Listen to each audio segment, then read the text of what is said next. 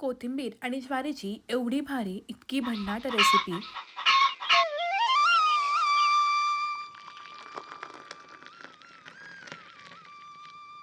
सकाळचा पहिला चहा झाला की सुरुवात होते त्या प्रश्नाची, तो म्हणजे आजच्या नाश्त्याला काय आहे?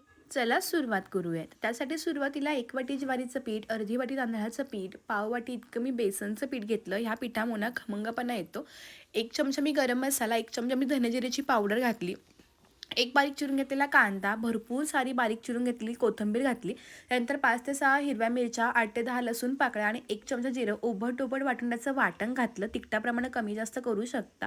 1 चमचा ओवा हातावर थोडासा घसकटून घेतल्याचा फ्लेवर पण खूप छान लागतो.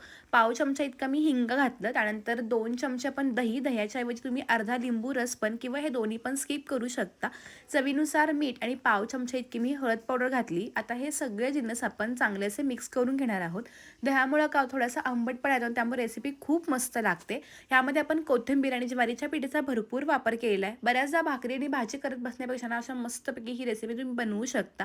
हे सगळं बघा चांगलं मिक्स झालं. आता लागेल असं पाणी घालून ना, ज्या पद्धतीने आपण थालीपीठचं पीठ बनवतो ना, जास्त पातळही नसतं आणि जास्त सैलही नसतं. तर अशा पद्धतीने ते बनवून घ्यायचं. म्हणजे काय होतं, थालीपीठ अगदी मस्तपैकी थापतात. तर ही रेसिपी माझ्या मावशीची रेसिपी आहे. मी तिच्या घरी एकदा गेले होते तेव्हा तिनं ही बनवली होती आणि मला ती प्रचंड आवडली होती. तिच्याकडून मी शिकून घेतली.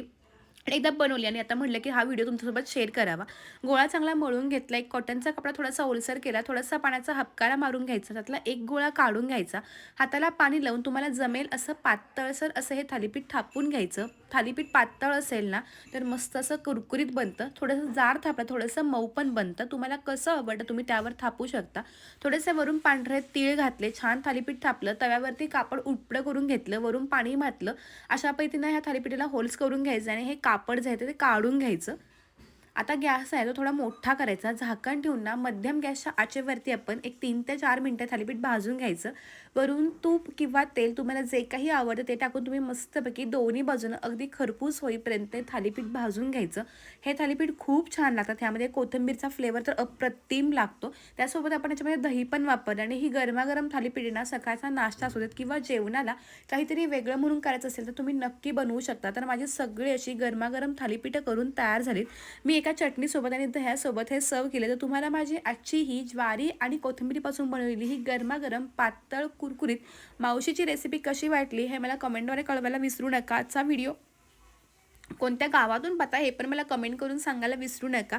तर मस्त अशी गरमागरम थालीपीठं मला तर स्वतःला नाश्त्याला 2 किंवा 3 थालीपीठे लागतात. तुम्हाला पण थालीपीठे नाश्त्यामध्ये आवडतात का? आवडत असेल तर नक्की मला कमेंट करून सांगा. तोपर्यंत भेटत नव्या व्हिडिओसोबत. धन्यवाद.